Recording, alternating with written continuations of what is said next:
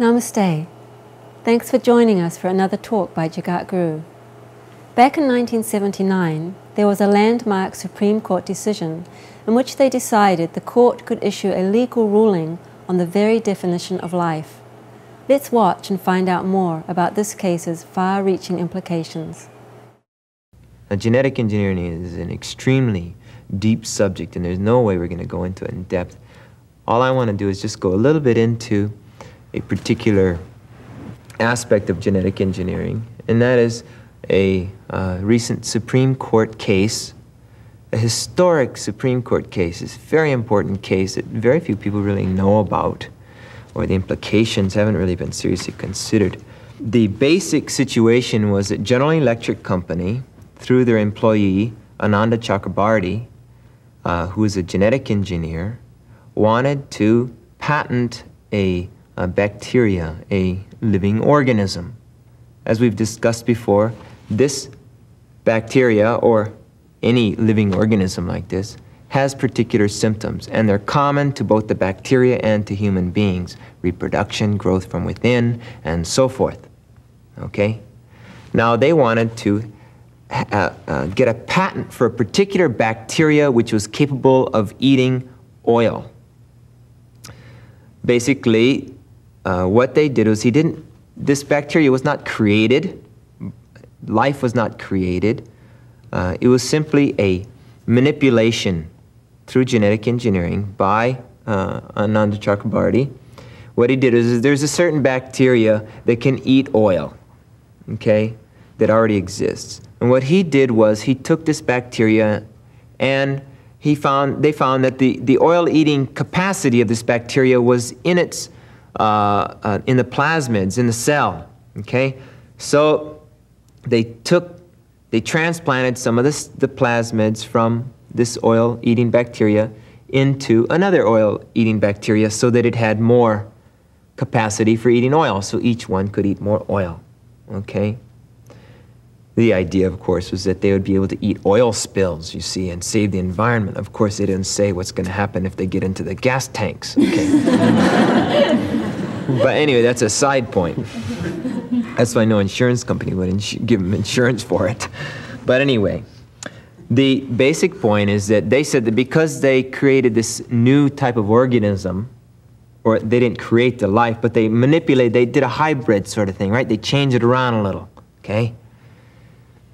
Therefore, they should have a patent on it.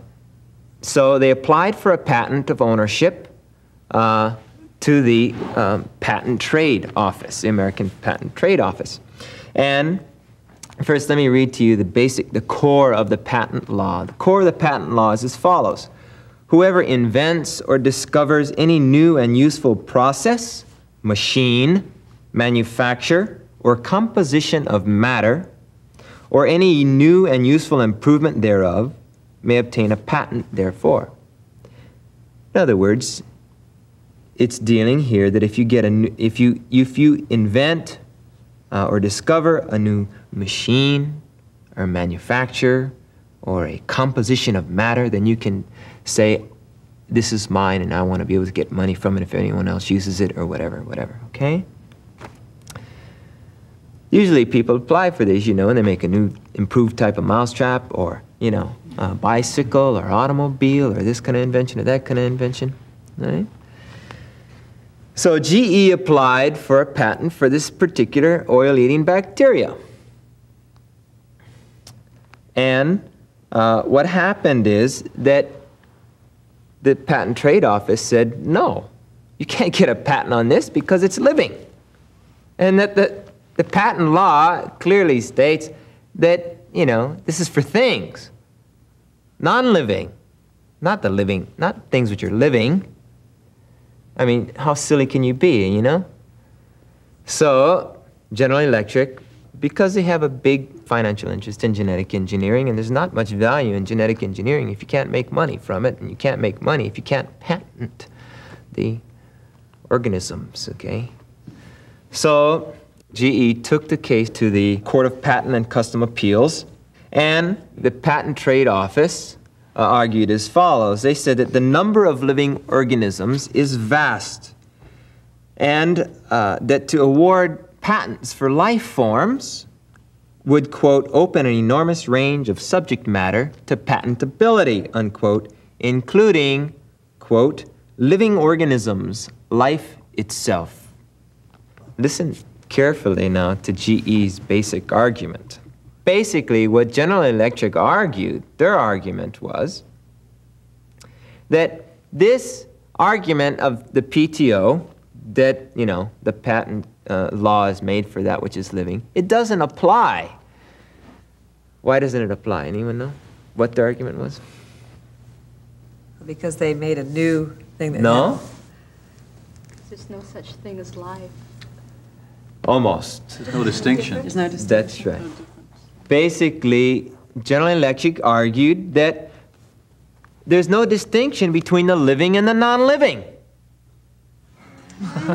And that in fact, this idea that the living is different from the non-living is really a superstitious myth which has no scientific foundation. Okay? And they had all these other people who are interested have financial interests in genetic engineering, backing them up, writing briefs in support, such as University of California, Gentech, the American Patent Law Association, Pharmaceutical Manufacturers Association. They all wrote briefs in support of General Electric. Okay. Now, let me just, to give you an idea where they're coming from, let me read you Gentech's. Gentech quoted the materialist Claude Bernard, who more than a century ago made this following statement. He said this over a century ago, okay, but they quoted him as their authority, or, you know, their man here, to make their point. He says, a created organism is a machine which necessarily works by virtue of the physical, chemical properties of its constituent elements. Today, we differentiate three kinds of properties exhibited in the phenomena of living beings: physical properties, chemical properties, and vital properties. But the term, in quotes, vital properties, unquote, is itself only provisional, because we call properties vital which we have not yet been able to reduce to physical chemical terms. But in that we shall doubtless succeed someday. So they're saying that everything ultimately, so-called vital properties, can ultimately be reduced and will one day be reduced to simply chemical laws. Unfortunately, I don't know why they quoted this guy, because they still haven't been able to reduce these so-called vital properties, such as the, you know, growth from within, all the different things we've mentioned before, reproduction and so on. They've not been able to reduce this to some chemical equation. They're basically saying that life itself can be reduced to chemicals. The APLA wrote in support of General Electric, the distinguishing characteristic of a product of nature is not life. Now, this is important. In the brief, the word life is in quotes, okay, to show its non-real nature, okay? So-called, right? Life, in quotes, is not life, but its existence without the intervention of the industry or of industry of man. And the distinguishing characteristic of a manufacture is not its, in quotes, non-life, but its existence through industry of man.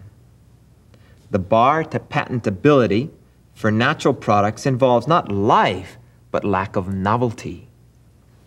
History has shown, listen to this, history has shown that the interjection of differentiations based on a mystical life, in quotes, component are seldom scientifically valid. Guys are too much. Seldom scientifically valid. Now, it's almost mind-boggling. It's almost, you know, it's very difficult to believe. I mean, here they are, they're saying that life is really, there's really no such thing as life. It's a mystical term. Life is a mystical term. It's just, you know, it's not scientifically valid. There is no distinction between the living and the non-living, and when you try to, you're just getting involved in superstition. That's all it is. It's mysticism, okay? And science, and, you know, this has no place for mysticism, mystics. The Court of Customs and Patent Appeals was obviously impressed by this materialist argument that there's no distinction between the living and the non-living, because they won the case. That was in 1979, and the court stated as follows in their conclusion. They wrote that there is no justification for excluding an, in quotes, invention, unquote, just, in quotes, because it is alive, unquote. Now, in the court's decision, in its writing, it also put the word alive in singular quotes. That there's no justification for including an invention just because, in quotes, it's alive, unquotes. Alive is not even a real thing.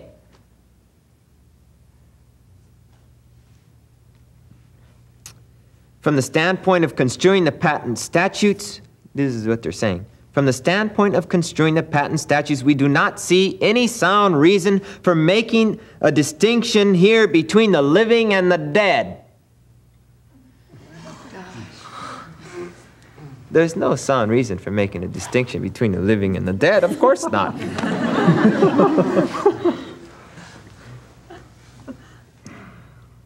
It's insane. Now what happened is that the PTO appealed the case to the Supreme Court. You know, they were just outraged. Oh, this is insane, right? Now living things are going to be able to be patented. That there's, you know. They appealed it to the Supreme Court and the highest court of the land.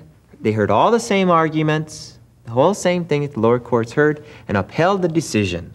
And in 1980, the Supreme Court, in a split decision of 5-4, agreed that, in fact, there is no real distinction between the living and the non-living. It's amazing. Very few people know this.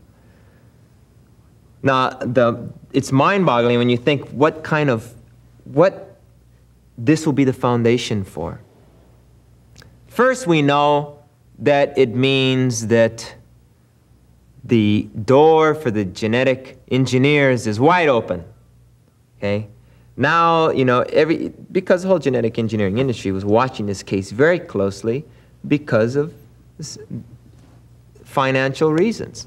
There's no use getting into genetic engineering unless you can claim ownership of that new type of hybrid thing that you create, right? Or that you manufacture. So basically what's happened here is that the door to genetic engineering is wide open, and try to understand that it's not just for bacteria.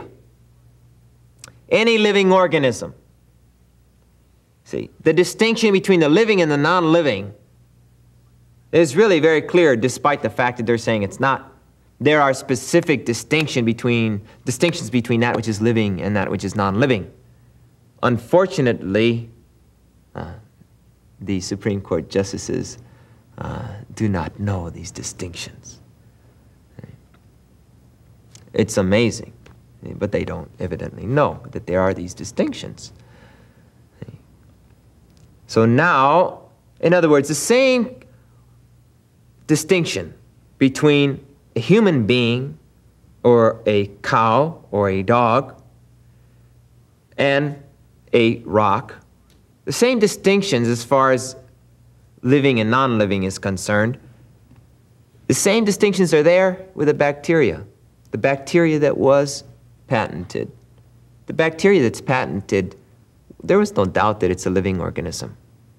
See, there was no doubt about it. All the same things are there. The ability to reproduce, matter is held in thermodynamically unstable states, growth from within, and so on and so forth. It's all there in that bacteria, and it's been able to be patented. That means that from the bottom to the top of the tree of life, all forms are open to genetic engineering and patentability. Basically, this decision has made it the law of the land that we are just matter, that a person is chemical in essence and origin, that really you are just a chemical machine. and that all living things are just chemical machines. It used to be just a philosophy, a theory that had great influence. Now, the influence of this materialist view of reality, we've already seen. We see it every day in our society, the increasing lack of respect for the living, the increasing idolization of that which is non-living. But now, this Supreme Court decision is not only a symptom, it's not just a symptom of how far we've come in lack of respect for the living, but it itself will act as a further influencing factor to increase the power, increase the influence of this materialist view of reality. Do you understand this? That it's not just a symptom of what materialism already has done to our consciousness and our society, but it will act as a foundation for even furthering this view of reality. That we're just chemicals, we're just machines, we're things. That's all we are, it's just things. There's no difference between the living and the non-living. Just things. Just complex machines. Let me read the patent law again to you. Whoever invents or discovers any new and useful process, machine, manufacture, or composition of matter. The Supreme Court concluded that living things are just compositions of matter. That's all. We say, and some of the world's greatest philosophers and religious thinkers have concluded that life is a distinct element, that a person is in fact a spark of life or a spirit soul, whatever word we want to use, temporarily in a material body, that in fact life is sacred,